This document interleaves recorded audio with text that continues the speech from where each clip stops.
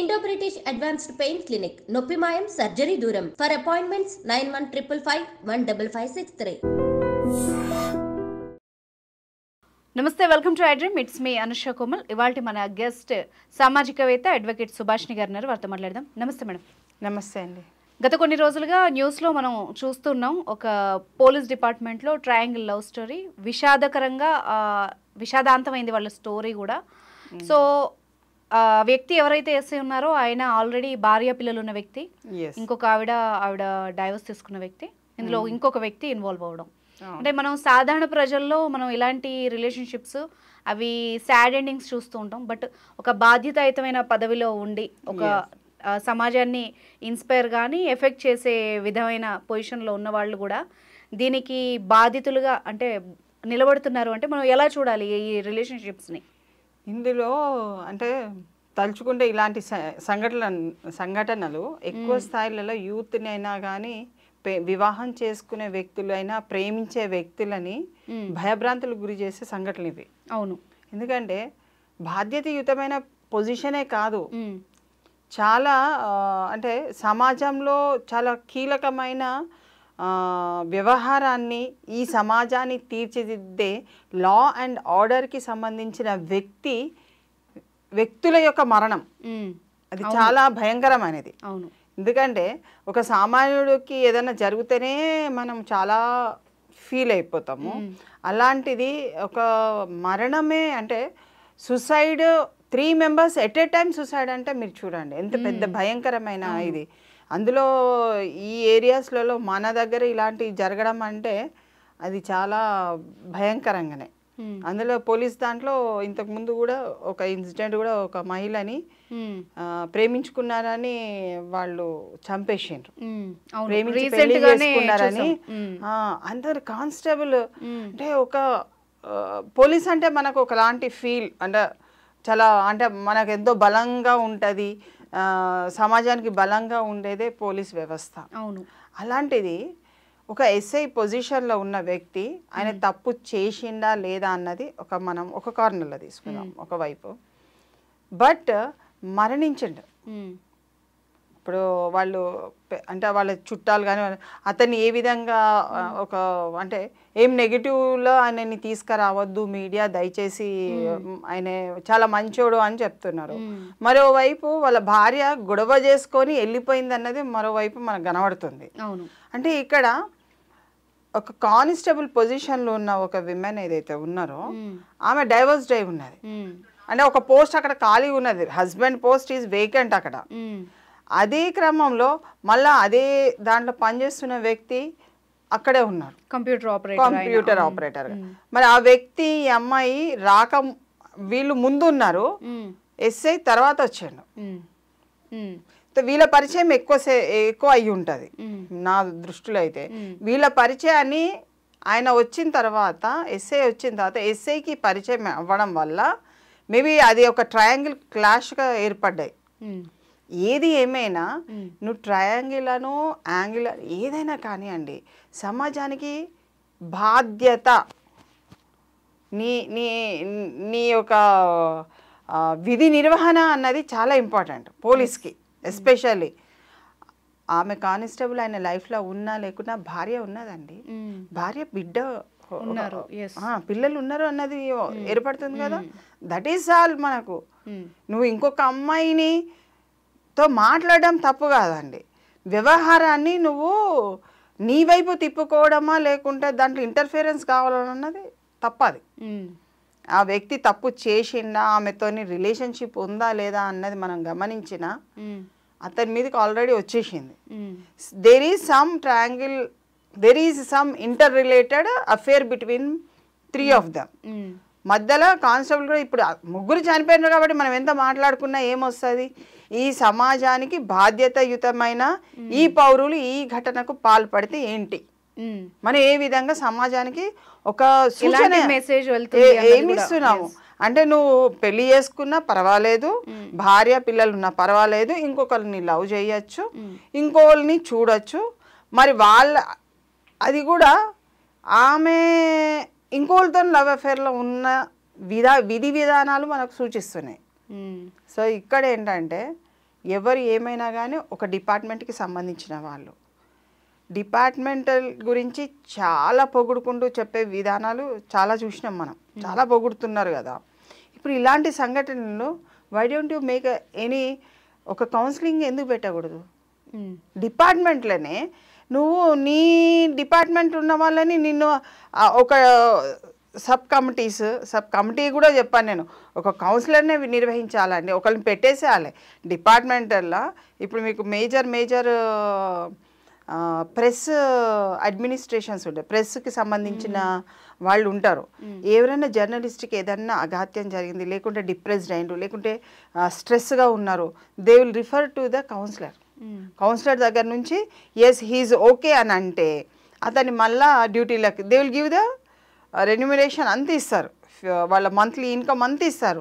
But still they will enquire with the status, what is the status of the journalist, whether he is acceptable, నార్మల్గా ఉన్నాడా. భార్య భర్తల మధ్యన పంచాయతీ వచ్చినా they will send it. Okay, అలాంటి ఇన్స్టిట్యూషన్స్ ఉన్నాయండి మన దగ్గర. మరి నీ డిపార్ట్మెంట్ చాలా పెద్దది, అలా పంపించాలి వాళ్ళని. ఎందుకంటే ఇది నార్మల్ స్టేజ్లో డెత్ కాదండి, చాలా సీరియస్గా తీసుకోవాలి మనం. ఎస్ అంత చదువుకొని అంత పెద్ద పొజిషన్లో ఉన్న వాళ్ళే విచక్షణారహితంగా అంటే ఏం చేయాలి, ఏం చేయకూడదు, ఏం చేస్తే ఎలాంటి పరిణామాలు వస్తాయి అన్న స్పృహ లేకపోతే మామూలు జనాలకి ఎలాంటి మెసేజ్ వెళ్తుంది? ఎందుకంటే ఈ మధ్యకాలంలో మనం ఇల్లిసిట్ రిలేషన్షిప్స్ కానీ దానివల్ల వచ్చే కాన్సిక్వెన్సెస్ కానీ చాలా వరకు చూస్తున్నాం, ఫేస్ చేస్తోంది ప్రజెంట్ సొసైటీ. ఒక్కటండి దీనికి కారణాలు ఏంటంటే మనం ఏ వైపు పోతున్నామో, ఏ అగాధంలోకి మనం నెట్టివేయబడుతున్నాం అనేది మనకు తెలియట్లేదు. ఎందుకంటే this phone has created many nuisance. అవును, ఈ ఫోన్ని టెక్నాలజీని అభివృద్ధికే ఉపయోగించాలి.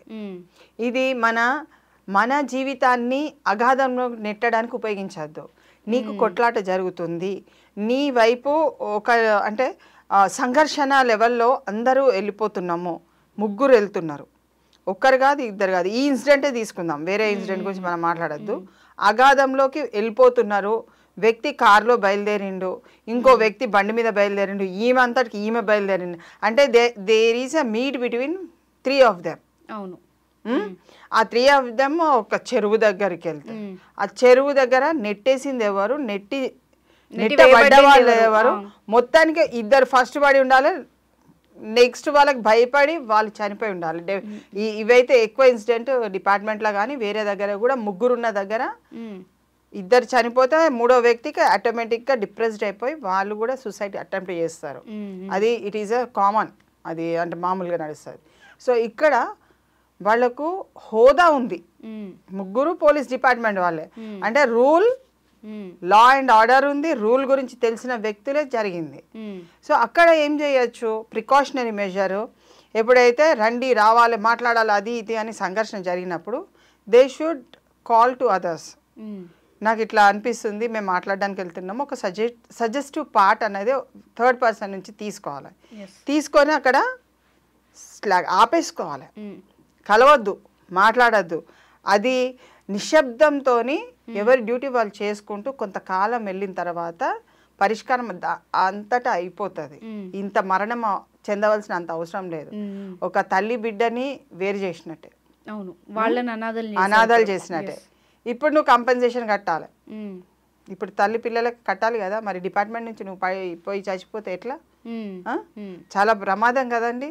మళ్ళీ ఇక్కడ ఈ అబ్బాయి కంప్యూటర్ ఆపరేటర్కి అతనికి కూడా ఒక ఇల్లు ఉంటుంది కదా, అతను కూడా నష్టపోయింది కదా. మరి ఈమె ఇప్పుడు మధ్యలో ఉన్న కానిస్టేబుల్ డైవర్స్ తీసుకొని ఏం సాధించినట్టు అన్నది అక్కడ ఏం వస్తారు. There is lack of knowledge అనే కాదు, పేషెన్సీ లేదు. ఫస్ట్ ఆఫ్ ఆల్ అంత ఆతృతపడి ఇప్పటికి చచ్చిపోవాల్సినంత అవసరం ఏముంది, చంపవలసినంత అవసరం ఏముంది. But that should be deeply enquired by the department. ఇలాంటి సందేశాలు ఒక మీట్ పెట్టేసి ఇలాంటి ఏమన్నా ఇంకా ఫ్యూచర్లో ఉంటే ఇలాంటివి చెయ్యకూడదు, ఏమన్నా సింపుల్గా ప్రాబ్లమ్స్ వస్తే ఒక కౌన్సిలింగ్లో మీరు వెళ్ళండి, మీరు మాట్లాడండి, మైండ్ని సెట్ చేసుకోండి, ఇతరుల వైపు తిప్పుకోకండి. 2 నిమిషాలు ఇంకొక డ్యూటీ చేసుకుంటే ఇంత ఘోరం కూడా వచ్చేది కాదు. ఏదో పని ఉన్నదని బయటికి పరిగెత్తండి, లేకుంటే యూ గో అవుట్ సైడ్, ఒక 2 రోజులు లీవ్ పెట్టుకోండి, వెళ్ళిపోండి. Why you want to send this type of messages? నీకు ట్రయాంగిల్ కానీ ఏ లవ్ అయినా కానీ space gap should be there. వ్యక్తికి మధ్యన ఒక గ్యాప్ ఉండాలి. ఉంటే బ్రతకచ్చు. భూమి మీద నూకలు బాకీ ఉన్నదనేది మనం బ్రతకచ్చు. కానీ గ్యాప్ లేకుండా కొట్లాడుకుంటూ ఉద్రేకం అని వస్తుంది కదా, అది ఇట్ లీడ్స్ టు వాడిని చంపాలా చావాలా రెండే వస్తాయి. 2 వే ఆన్సర్స్. ఇద్దరు వాడిని చంపాలి, నేను చావాలి. వీడు చచ్చిపోయినప్పుడు వాడు బతుకుండడం నేను బతుకున్నాను కదా అన్నది ఆడికి డౌట్ వస్తే ఆడు కూడా చచ్చిపోతాడు. ఉద్రేకంలో మనము ఏం చెయ్యలేము. అక్కడ కొంచెం గ్యాప్ తీసుకున్నారు అనుకోండి, ఒక ఛాయ్ తాగండి, బయటికి పోయి కొంచెం సేపు మాట్లాడండి, తెలిసిన వాళ్ళకి ఒక ఫోన్ చేయండి, అన్న ఏం సంగతి బాగున్నారా అని అంటే కూడా అక్కడ సమస్య పోతుంది. కానీ రిగరస్గా దాని మీదనే మాట్లాడుకుంటా నీ సంగతి చూస్తా నా సంగతి చూస్తా మనం ముగ్గురం కలిసి మాట్లాడి అసలు తేల్చుకుందాం అసలు ఎవరెవరు కథ అన్నది కనుక తీసుకొస్తే ముగ్గురికి థ్రెట్టే. అది వీళ్ళ కేసే కాదు, అది ఒక పోలీసు వాళ్ళ కేసు కావచ్చు, ఇంకొక హయ్యర్ అఫీషియల్ కావచ్చు, సామాన్యుడే కావచ్చు, రాజకీయమే కావచ్చు. ముగ్గురు వ్యక్తుల మధ్య దగ్గర ఉన్న ఒక ట్రాజడీ లాంటి ప్రాబ్లమ్ని సొల్యూషన్గా ఒక స్పేస్ తీసుకొని దూరం వెళ్ళిపోవాలి. ఆ రోజు సంఘటన జరిగింది, ఇద్దరి మధ్యన గొడవైంది, గో బ్యాక్. ఆ రోజుకి వదిలిపెట్టండి ఆ సమస్యని. 2 రోజుల తర్వాత పెట్టుకోండి మళ్ళీ సమస్యని, మళ్ళీ ఇంకొక రోజు పెట్టుకోండి. కానీ ఫేజ్ వైజ్గా you divide the issue into phase wise, not life. సంఘటనని జీవితానికి ముడిపడి మరణించడం అన్నది అవివేకం. నీకు నీ దేశం గురించి నీ భక్తి లేదు. ఫస్ట్ ఆ ముగ్గురు వ్యక్తులకు కూడా దేశ భక్తి లేదు, తన గురించి భక్తి లేదు, తనంటే తను ఇష్టపడే వ్యక్తులు కాదు. నువ్వు చనిపోయినావంటే నిన్ను నువ్వు వదిలిపెట్టుకున్నట్టే, అంటే వేస్ట్ బిన్లో మనం వేసుకున్నట్టే, మనల్ని మనం వేస్ట్ బిన్నే. Live for the country. ఈ దేశానికి నేను ఏం చేయగలుగుతాను, ఏం చెయ్యాలి, ఏం చేసి చూపిస్తాను అన్నదే మనము సమాజానికి నేర్పించాలి. ఎప్పుడైతే తల్లిదండ్రులు పిల్లల్ని పుట్టగానే ఈ దేశం నీది, ఈ దేశం కోసం నువ్వు బతకాలి అని నేర్పించే తల్లిదండ్రులు దేశం బాగుపడుతుంది. మీరు జపాన్ చూడండి, అది వాళ్ళ దేశం కోసం చేయమంటే ప్రాణాలు కూడా ఇచ్చేస్తారు. దేశమే ఇంపార్టెంట్ అండి. నువ్వు తల్లిదండ్రులు అంటే ఒక కుటుంబమే. When they grow up they give something for the country. నువ్వు 4 గంటలు వండుకున్నావు, 10 గంటలు వండుకున్నావు ఇంట్లో, ఆ దేశ పరిస్థితి నీరు గార్చినట్టే. 4 గంటలు పని చేసినావు, 10 గంటలు పని చేసినావు, you are giving something to the country. నువ్వు ఓన్ చేస్తున్నావు, నీకై నువ్వు తింటున్నావు, నీ మీద ఆధారపడలేరు. ఇప్పుడు ఈ ముగ్గురు చచ్చిపోయారు, ముగ్గురికి ఇంకెవరైనా ఆధారపడేట వాళ్ళు ఉంటే ఎంత కష్టం. అది కూడా ఇలాంటి రీజన్ కి లవ్ రీజన్ కి చనిపోవాల్సిన అంత కర్మ లేదండి వాళ్ళకి. అందరి సంపాదన పలురే, వాళ్ళు చాలా సంపాదిస్తున్నారు. బయట వచ్చేది వస్తుంది రాంది తర్వాత విషయం. అంటే విషయం ఏంటంటే వీళ్ళు ఆ స్టేజ్ వరకు ఒక జాబ్ తెచ్చుకొని ఎంత మంచి పొజిషన్ లో ఉన్నారంటే సక్సెస్ అయినట్టే. కానీ ఎంత చిన్న అంటే మనకి బయట నుండి చిన్నగా అనిపించవచ్చు, వాళ్ళకి పెద్దగా అనిపించవచ్చు, కానీ లేదు ఎక్స్పర్ట్ సలహా తీసుకుంటే మంచిది అయ్యి ఉండేదేమో. ఎక్స్పర్ట్ కాదండి, స్పేస్ ఇవ్వండి. కొట్లాట అయింది ఇద్దరి మధ్యన, ఎవరైనా కానీ ఇద్దరి మధ్యన కానీ ముగ్గురు మధ్యన కానీ 10 మంది మధ్యన, ఆ రోజు వదిలిపెట్టి నెక్స్ట్ డేకి వెళ్ళండి, సమస్య పరిష్కారం అయిపోతుంది. అదే రోజు కావాలి, అదే నిమిషంలో కావాలి, అప్పుడే కావాలి అని అంటే మార్గాలు రిజల్ట్ మరణమే శరణ్యం అయిపోతుంది. That is not. పబ్లిక్ అలా చూపించద్దండి. They are something, they are good for the సిటిజన్గా బతకాలి. అది మనం ఇచ్చే సన్మార్గమైన ఉద్దేశం. అంతేగాని ఇలా చేయకూడదు, ఇలాంటి దుస్థితి ఇంకెవరికి రావద్దని మనము మొక్కుకోవాలి ఆ దేవుణ్ణి. సమాజానికి కూడా, యువకులు కూడా ఎవరైనా ప్రేమించినట్టయితే దయచేసి you attend the free counsellings ఉన్నాయి, ఫ్రీ కౌన్సిలింగ్స్ ఉన్నాయి. ఆ కౌన్సిలింగ్స్ అటెండ్ కాండి. ఇక్కడ సేవా ఆర్గనైజేషన్, ఇలాంటి మానసిక సమస్యలు ఏ ఉన్నా కూడా ఫ్రీ కౌన్సిలింగ్స్ చాలా ఉన్నాయి, చాలా చేయలేని వాళ్ళకి. మీరు ఈ ఫోన్ ట్యాప్ చేస్తే మీ ఫ్రీ కౌన్సిలింగ్స్ దొరుకుతాయి. ఒక్క నిమిషమే, ఒక 5 నిమిషాలు స్పేర్ చేస్తే యువర్ లైఫ్ ఈజ్ బ్యూటిఫుల్. అవును, make your life beautiful, not for the suicide are death. Your parents, me parents కోసం బతకండి, దేశం కోసం బతకండి, సమాజం కోసం బతకండి. ఎంతో మంది ఉన్నారు, ఎన్నో కార్యాలు చేయాల్సింది ఉంది. అభివృద్ధియే మన దిశగా వైపు ప్రయాణించాలి తప్ప ఇలాంటి స్టేట్మెంట్స్ ఇవ్వకుండా ఉంటే ఇంకా బాగుంటుంది. Right, thank you very much ma'am.